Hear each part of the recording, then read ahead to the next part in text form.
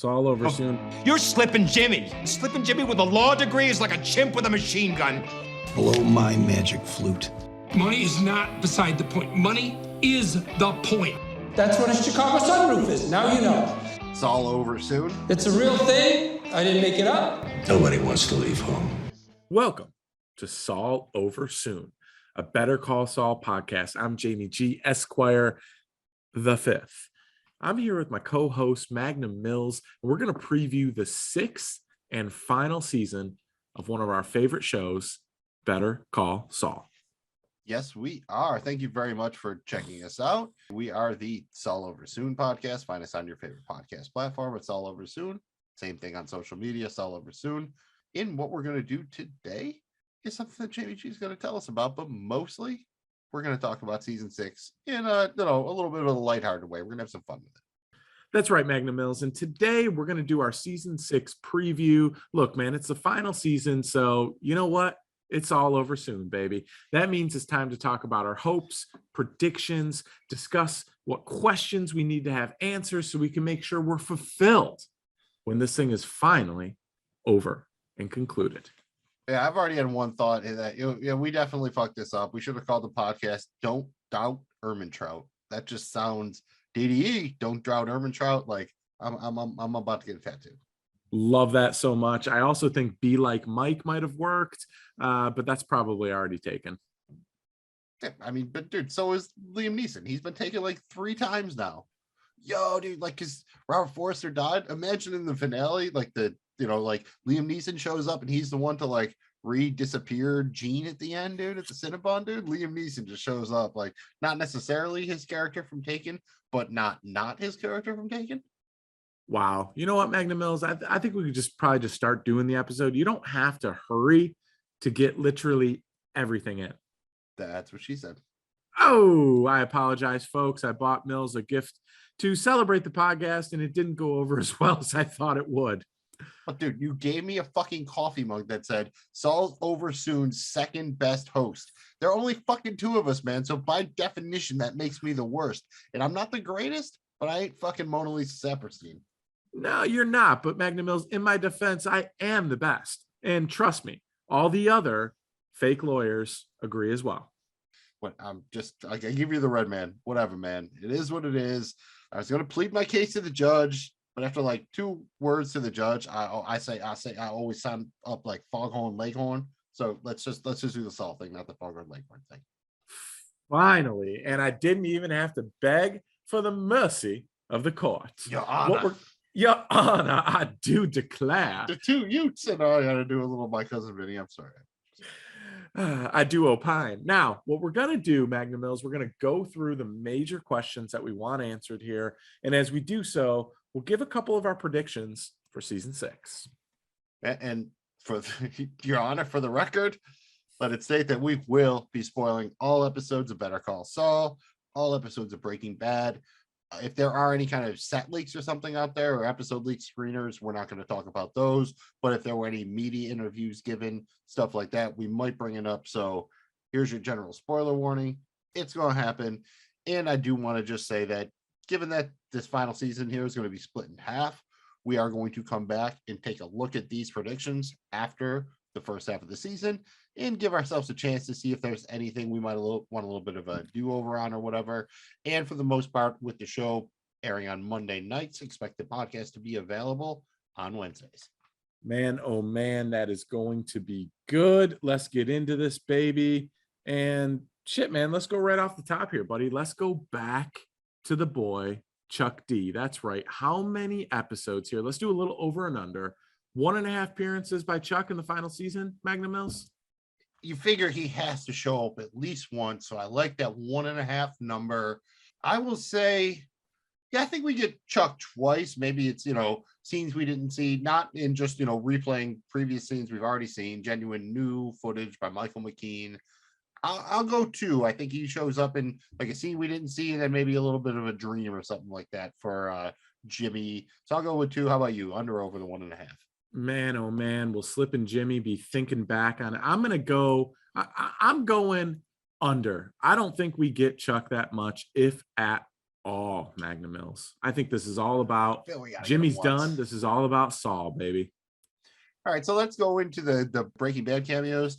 Like for the record, we already know we're going to see Aaron Paul, Bryan Cranston are showing up. So we're going to see the main heavy hitters. But let's start a little bit smaller. Do you think we're going to get any like side characters? Like are we going to get Badger and Skinny Pete, like Todd? We get like Skyler or Walt Jr., Marie. I mean, anybody random or kind of lower level guys show up? I could see potentially, and maybe this is just because I love the guy and I want to see him, but I could see a potential for Hank showing up a little bit here. Yeah, because you again that was on the list too. Because you get Hank and Gomez. We actually saw them, I think, in season 4. So if you had to ask me, I think we're definitely going to see both of them show up again, or at least one. You know, depending on maybe one of the actors, you know, have something to do or whatever. But I would say we probably get them both here, at least in one episode. You know, maybe 2 or 3 or something, depending. Yeah, I'm there for it. I could see potentially some of Jesse's dudes. See, he doesn't know who Badger is in the initial episode where we meet Saul, Better Call Saul, so he can't be Badger, but Skinny Pete, he might possibly be able to like fuck with Skinny Pete somehow, so that would be kind of cool. Yeah, I'm there for a Skinny Pete, dude. Yeah, Skinny Pete's solid, dude. I always enjoyed Skinny Pete. Or like, I don't think he ever really met like Walt Jr. or Skyler, so in theory he could have, you know, imagine like Skyler shows up to like get some secret divorcing against Walt or something we never found about. She never goes through with it or something. I can see maybe a random Skyler showing up or something like that. I don't know. Yeah, I mean it's possible. I think that the one thing that I'm gonna err on the side of caution here, Magnum Mills, even though we're starting to get into that Breaking Bad part of Better Call Saul, I don't think that Breaking Bad completely takes over the show, and I don't know. I think we probably get less than more of these. Oh no, and in these my are just opinion. cameos. You know, like if he just had like Skinny Pete is just some random guy, he gets off on some possession charge or something, and you know he doesn't really know who he is, but to the audience, it's like, oh shit, it's a guy. Yeah, it might be some fanfare in there for sure. I mean, Yeah, that would be. Yeah, as I alluded to, we're going to see Walter White and Jesse Pinkman somehow. Obviously, probably not together. So, any thoughts on how either of those two can show up in a way that doesn't disrupt like the space-time continuum with Breaking Bad? I mean, I could potentially see Jesse, getting in trouble or, needing something and just being being down on his luck and randomly seeing a flyer or a sticker or a business card on the ground for Better Call Saul and calling Saul for some sort of advice. I could definitely see that before he even meets Walter, when he's just still putting the freaking Tabasco sauce in the meth and whatnot. Like, I mean, I could still see the pepper flakes rather. I could still see Jesse maybe reaching out to Saul to get him out of some petty drug charge or something.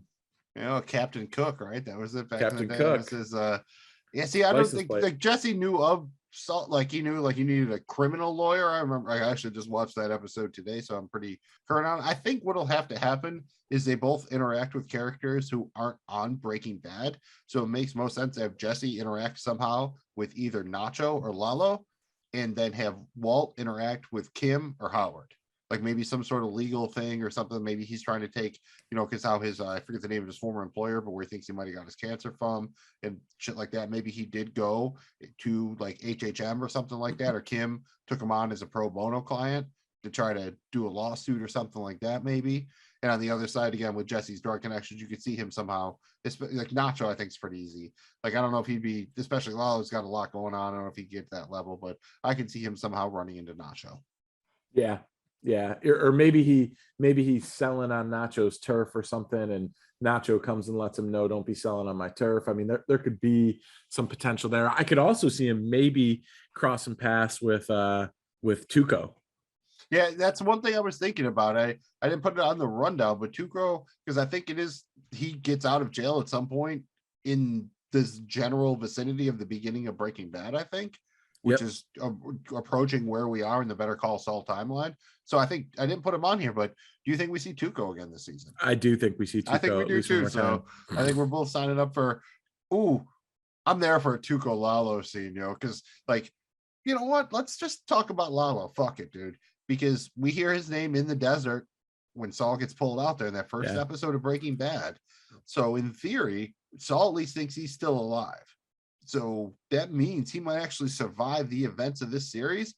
And I just want to say, dude, he is a fantastic character, and Tony Dalton is so great. And we just got done covering Peaky Blinders, and dude, Lalo reminds me of a guy who has kind of the smarts of Tommy Shelby, but he has that whole Arthur thing going on. Like, look how funny is he singing and dancing, but like somehow he's this guy, he's being super nice to you, but it's somehow threatening at the same time. It's extremely terrifying. It can't be all the mustache, right? I mean, dude, Tony Dalton is so great. I mean, this is a top tier villain. He's right up there, I think, with Gus Fring, especially if they stick the landing, and I think he makes the bad, like the season 5 kind of a Breaking Bad look a little worse in comparison, where they kind of had to just do the random like Nazi guys or whatever. They couldn't come up with a Lalo, and here in their end game, Breaking Bad created an entirely new Salamanca, and he's both the most fun character on the show and the most terrifying at the same time.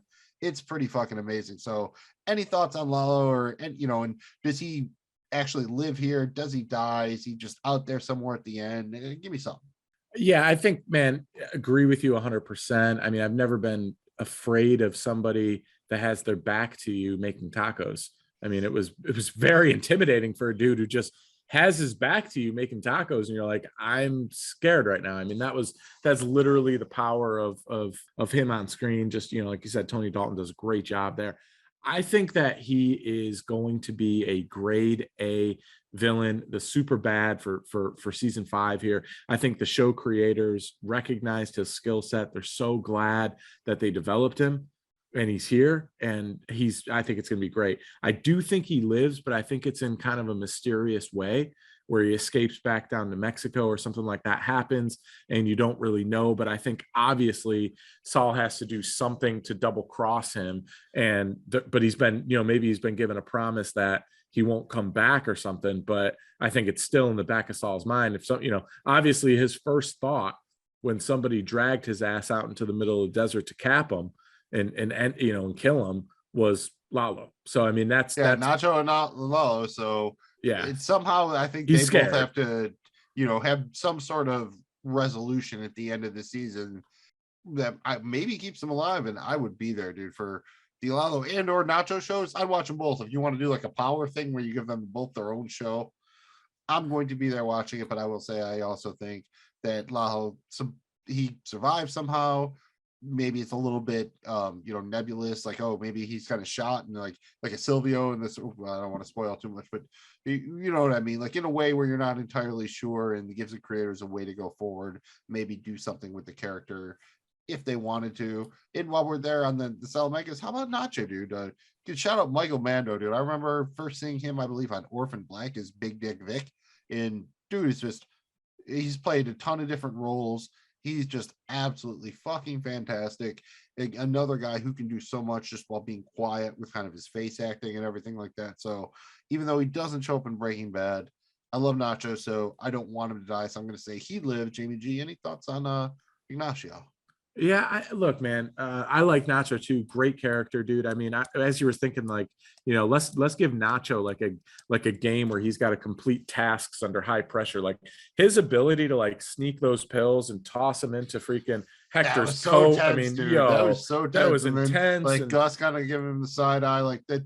The show is so wild. Good with stuff like that. And it's basically, I don't want to say it's better than Breaking Bad, but part of the thing is you have a lot of the same crew who got better, because this was shot after Breaking Bad. So they perfected the art, and some of the montages they do, the color choices, the music choices, it's all so good. And the show is so confident in the way it does things. And even if you can watch an episode of Saul, an episode of Better Call Saul, and then just watch an episode of Breaking Bad, and they feel you believe it's part of the same universe, in a way that, all the DC would pay like $1 billion to figure out a way to make all their people feel like they're in the same universe that way. And the show is just, I really honestly think my main prediction is they will find a way to make this link up perfectly. And I do want to say it's a rare prequel where you can really watch this without having watched Breaking Bad, and especially going back those first couple seasons where you're dealing with Jimmy and Chuck and everything. They do a fantastic job with that, where there are some nuggets for the Breaking Bad viewers to give them like, oh, hey, like there's Tuco, there's this, there's that. But really, you could start, if you've never seen it before, my guess is when this is done, you can start with the first episode of Saul, watch through the end of El Camino, the Breaking Bad movie, and it should all flow like a beautiful river. Absolutely. I love that, dude. You're absolutely you're spot on, man. And one thing that's really cool about this is when you look at the first 5 seasons and what will be the final season, season 6 of Better Call Saul, it's basically 2 different shows, right? I mean, it's like the first 2 or 3 seasons were really Jimmy and Jimmy's background and the Jimmy Yeah, Chuck 1 through 3 was the Chuck and Jimmy show, and now Yeah. we've entered to the Kim and Saul show. Right. Which That's is kind of- great. And we're starting to, and like, since we've done that, we've gotten more and more kind of bleeding into the Breaking Bad world, which is fun, dude. Like, it's really fun. It's super well thought out. I love this show. I really do. I think it's, every bit the show Breaking Bad is. Again, it's gotten basically better with every season somehow. And they had so much pressure on them to make this show. I believe the Ringer just did kind of an audio history or an oral history of it. How many spinoffs to really do like this that are just not only legitimate, it's a perfect pairing to Breaking Bad. You know what I mean? It's that potato with your steak. It's that rum with your Coke. It's that thing that you do, as Lauryn Hill once said. So let's kind of, before we get to the heavy hitters here, how about Cameron Howard Hamlin, dude?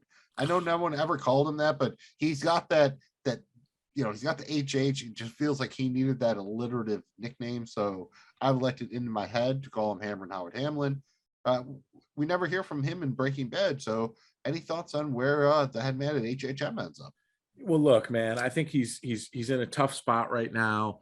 The one thing that would be curious is if he slips to the gray area of the law and maybe takes some money from some shady shit and needs Saul, and Saul gets a piece and they exit and Saul gets some money from that. Like, I could see maybe, Howard being a little hammered and being down on his luck and just out and being forced to, maybe he even said it, he might have to sell the firm. I could see him maybe being desperate and getting into some shady shit just a little bit. And then, that catapulting Saul into some serious money. Like that, dude. You just inspired me. I didn't know I wanted to see this until just now, but now I desperately want to see Hamlin run a con with either Kim or Saul. Ideally both, and just or to like, especially without him even kind of like, he's just drunk and like he just kind of like they're just kind of like, hey, and this is our buddy, and like he just goes with it or something without even planning it. Or I think that would be really cool. And that is one of my favorite parts of the show, having gone back, like whenever Kim kind of breaks bad, so to speak, and digs down to do a con with Jimmy / Saul. Those are always the best. They're good when they work apart, but together, I think that's the real soul of the show, is Kim and Jimmy. So that's a big thing here. What happens to Kim? Oh man, well, look, dude, I love Miss Wexler, so you got to understand that Let me start this only way. doing positive things. If at one point do you think there's any chance that maybe the writers were like, oh yeah, we're going to kill her, and then they've heard the public outcry to the point where they're like, oh, we can't kill her, so now we got to do something else? No, because not to say that it's not there in the public, because there is a massive public. I mean, at one point, wasn't there a damn hashtag that was like, don't kill Kim? Like, I mean, this and like fuck Chuck. That was a very good hashtag. I think there was like a fuck Chuck subreddit that got like 100,000 people or something during season 1. Like when he kind of, again, when Chuck broke bad at the end and told Jimmy, like, when he's using the law, it's like a chimp with a machine gun or whatever, that whole bit. No, I don't think they will, Magnum Mills, because I think this creative team and these group of writers, they have so much confidence, and honestly, they've earned the right to do whatever they want, because everything they've done has been outstanding. So for me, I hope they don't let public, sway what they wanted to do. Go with your gut. They've been right every other time. Who are we to tell them that they can't kill Kim? I don't want to see Kim die, but if they do it in a way where, I reserve the right to be like, damn, dude, that was super powerful, and they needed to do it. It doesn't mean I want Kim to die. I don't think she will die. I think she'll have a lot of fun Breaking Bad with Saul. It'll get brought to the next level. She'll realize she can't do it anymore, and she'll move on, and that will be what it is. And she'll get away. She'll move. She'll take a job out of state. Saul will be happy for her. They'll love each other, but they'll never be able to be together. And that's kind of how I see this thing going. And then Saul will just go deeper into the cons. Ooh, yeah, there's probably two ways I would go with this. One is like the Ozymandias route where she dies, and that's kind of what sets Saul off to like just basically have no attachments going forward. I think the other way, if I wanted to try to dig a little deeper, is they get involved in something or whatever where Kim ultimately takes the fall and loses her law license, and Saul either lets her do it or makes it happen. And that's kind of the guilt he lives with. And then somehow we actually see her again, and she is somehow tied with the resolution of the Jean storyline. Like we skip past Breaking Bad. She lives through the whole thing, but she's away for whatever. And then somehow we see them together one last time in, maybe the final scene of the series, or maybe it's a intro to season 6 or whatever. Somewhere we see her in one of those Jean scenes. That's my call. Wow. I hope so, man, because even Jean deserves to be happy. Geez, imagine the Cinnabon. He heard that's a wretched place. So yes, very much so, dude. You got to fight for your right to not work at the mall, dude. Yeah. Especially at a Cinnabon these days. That's a terrible I cannot gig, dude. believe, like, yeah, I have to believe you'd make twice as much at Taco Bell or something. Seriously. Well, I guess this is in 2004 or 2006 or whatever. So He's also not in a major metropolitan area that's got to hide. He's probably out somewhere where it's not, oh, he's not as out in the many Midwest, people. and that's actually part of the theory, because especially I think you see in season 5, Kim is wearing a Kansas City Royals jersey. So that's part of the thought is she's from like around that area. So maybe that's either where Saul asked to go or something like that. And that kind of somehow leads to them interacting again in that timeline. Well, you only get one phone call. You can only request it once, but you ever need your vacuum cleaned, that's what you do. Yeah, unfortunately, Robert Forrester passed, so I don't think they'd recast him.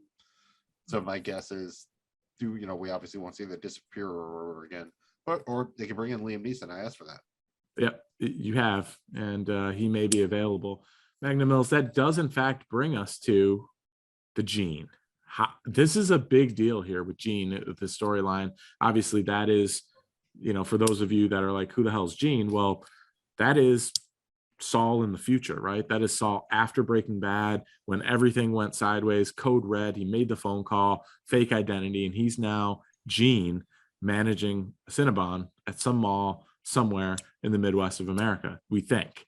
And It's in Omaha. I'm almost positive it's in Omaha, actually.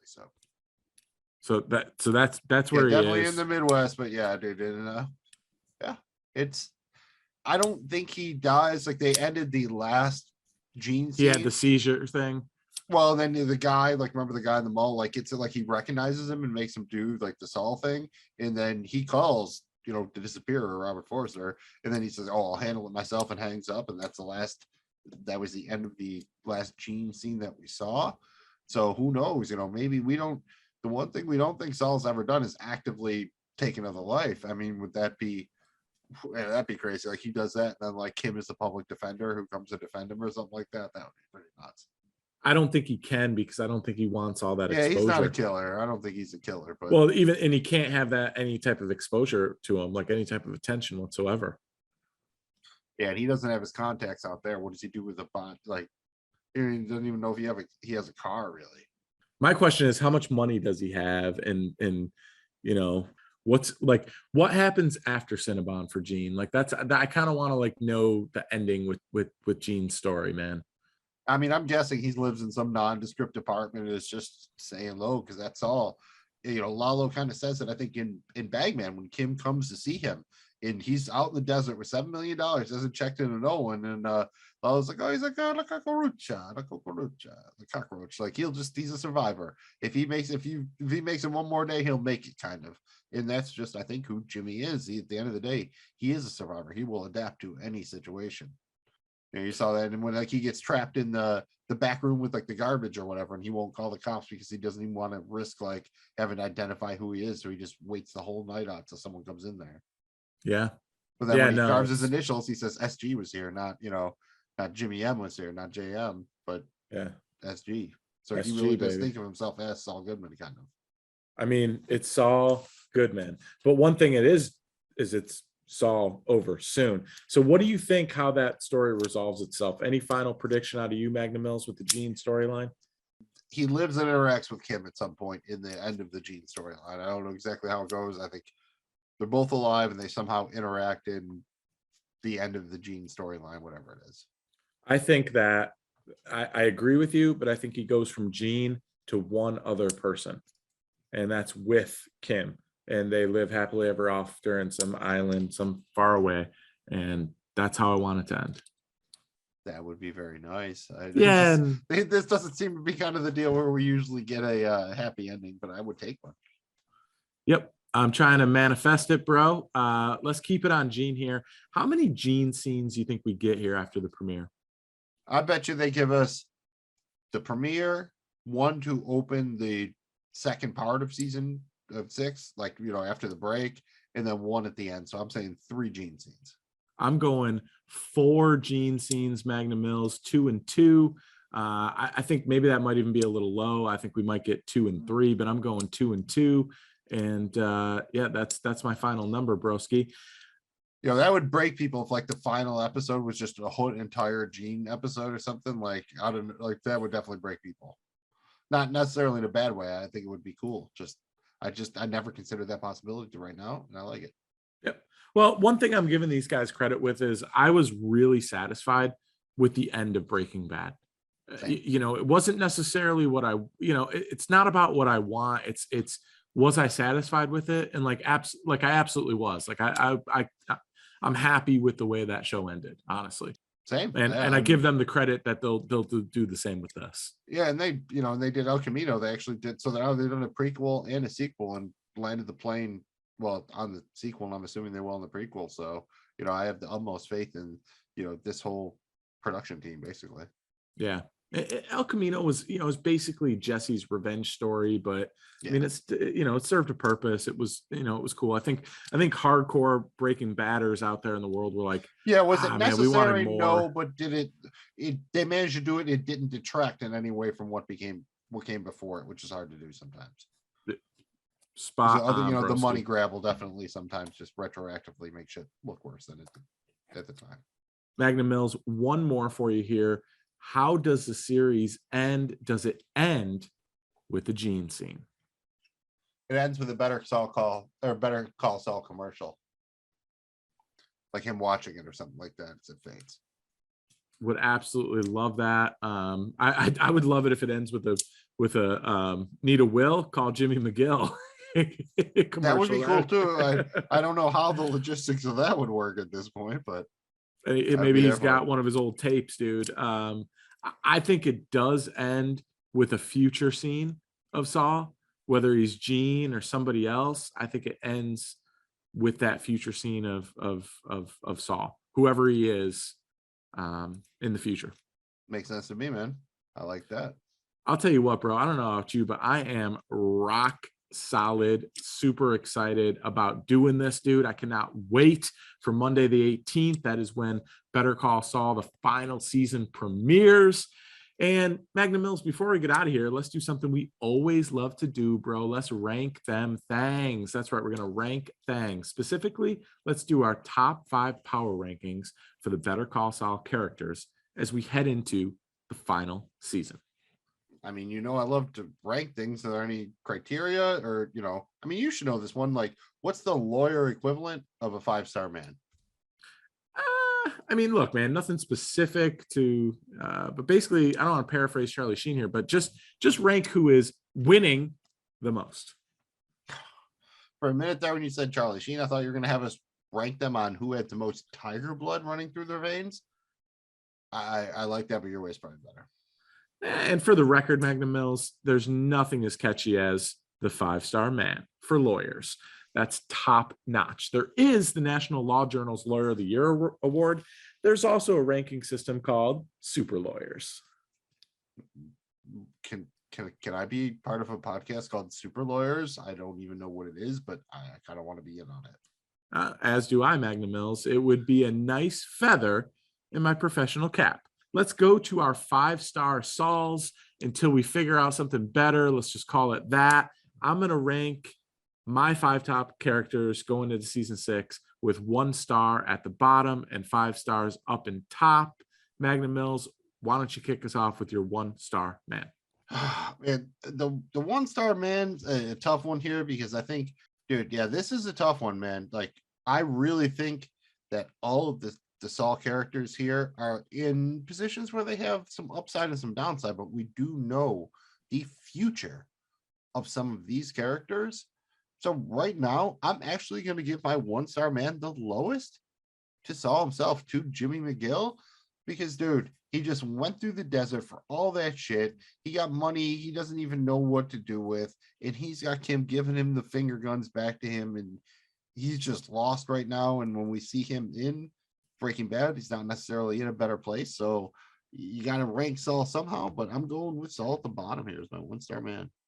Magnum Mills, I am going with Hector Salamanca. While he still has a role with the he has clearly fallen from his position of tough leader, controlling things, stubborn, gets what he wants guy. He has been seriously knocked down here, reduced to not even being able to speak, but just rather ringing a bell. We also know how it ends with him blowing himself up, ringing said bell on an awesomely done scene in Breaking Bad. That brings us up to our 2-star person, and I got to go with Nacho here. I very much enjoy the character and everything like that, like what he's doing, but it seems pretty obvious after Lalo survives the assassination attempt at the end of season 5, he's going to have a pretty good idea who was responsible, and he's going to come looking for Nacho. I think Nacho can get out of it. I think he lives, and maybe they even patch it up somehow, but I am a bit worried for him, so I got to go with Nacho here. 2-star man. Jamie G, who you got? I am going to absolutely agree with you and go with Nacho as my 2-star man too. Look, man, it's nacho cheese because he's in some deep shit right here. And, he double crossed, and yes, can he get out of it? Possibly. I'm not so confident that he lives through this. I'd like him to, but man, he's in trouble here. I'm putting him at my 2-star man. And that brings us to our 3-star, or third best Saul, or whatever you want to call it. And I'm going to go with the man Mike Ehrmantraut. He's steady Eddie here, but he's got a lot of work to do. He's got to somehow get that super lab up and operating, get Lalo off the trail. So I think Mike can get it done, and we know, in fact, he will get it done. And by the time he gets to Breaking Bad, he will be basically completely loyal to Gus Fring. So I think we got some big stuff here to come for Mike. So I got him as my 3-man. I am going to go with Lalo as my 3-man, only because, yes, he's going to be an excellent villain heading into season 3, but he has some serious enemies now. Gus Fring is a very powerful human being, and Gus Fring needs to deal with him. Obviously he's not a part of Breaking Bad, so Gus Fring does deal with him, or something happens to him. I'm putting him as my 3-star man. I'm obviously going to have Lalo in this range, so I can't argue with you there. And my 4-star person has to be Kim. I like that she just grabbed the bull by the horns. She told Jimmy, like, you sure? Like, that she won't do something? I'm a little scared about the line she might cross, but she's out there now. She's doing what she wants. She's going to do the public defender thing. She said, fuck the Mesa Verde thing. She's out there on her own, doing her thing, and she might even be in the game with Jimmy now. So we'll see, but I got to give it up to Kim Wexler as a 4-star. Love you, Kim. You didn't make this list for me, but I absolutely love you. My 4-star is going to be Saul Goodman himself. Look, the show is about him. I love him, and I love him as Slippin' Jimmy. I love him as good guy Jimmy McGill. I love him as Saul Goodman, and I got a soft spot for him as Mean Gene. So the guy is my guy. He was one of the best parts of Breaking Bad for me, and I'm so glad they did the spinoff show. And out of all the great things Bob Odenkirk has done, this is my favorite thing he's done, and that's really saying something. He's my 4-star man. Saul Goodman's really, really awesome. Spoken like a man who's never seen a certain video from Run Ronnie Run before, but but maybe it wasn't the greatest love in history. Who will know? I mean, maybe you have to watch Mr. Show and Run Ronnie Run to find out. That brings us to our 5-star lawyer, our super lawyer, if you will. And mine isn't a lawyer at all. It is, in fact, Lalo. Because you know what? Dude, he's basically never been wrong. He's like the fucking Roadrunner Bugs Bunny there. They sent a hit squad to get him. He kills the hit squad. And now everybody thinks he's dead. You know he's going to turn that shit to his advantage. Like, you know, at that point it's 7 where Morgan Freeman's like, oh, John Doe is up a hand now. Dude, Lalo has the fucking Lalo Salamanca has the fucking upper hand now. That's what I'm telling you. He has the hand, so he has to be my big red right hand. The, you know, Rosie and her 5 sisters or whatever, the palm and the 5, all of them. Lalo Salamanca. The hand, dude. It's not exactly idle hands, but it's right up there with it. I am going, my 5-star man is my guy. You know, I just want to be like Mike. I'm going Mike Ehrmantraut. Look, dude, Mike always wins at everything. And even when, you know, it was one of the worst parts about Breaking Bad is when Mike dies, and he didn't even have to, like, and that was part of it, right?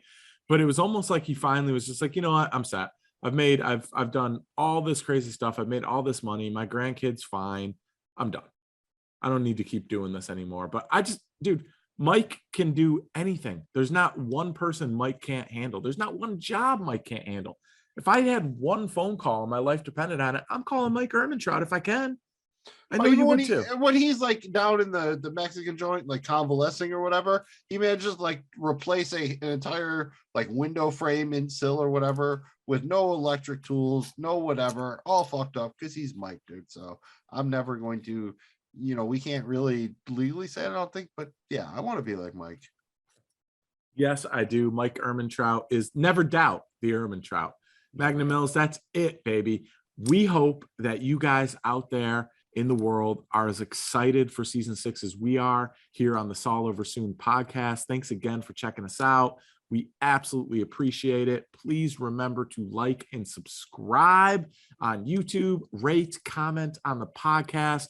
Helps us out a ton. We really appreciate it. It may not mean a lot to you. Take you a couple seconds to a minute. Means a shitload to Jamie G. Esquire V and the Bull, Magnum Mills. Speaking of Magnum Mills, he's about to tell you where you can find all of our awesome content, which is totally free. And guess what, dudes? We deliver a lot of shit for you guys out there in the world. Yeah, I mean, we don't have an app to tell you, but if you want to find out, all you need to do is subscribe to our YouTube channel. Find that by going to joeblowfootballshow.com and on social media, Joe Blow Show. This has been the Saul Over Soon podcast on your favorite podcast platform and social media at Saul Over Soon. We're about to cover the final 7 episodes of the Netflix show Ozark. We're the Ozark Podcast on your favorite podcast platform, on social media at Ozark Podcast. We continue to cover It's Always Sunny in Philadelphia because it's great to always be in Philadelphia, even if it is with the gang.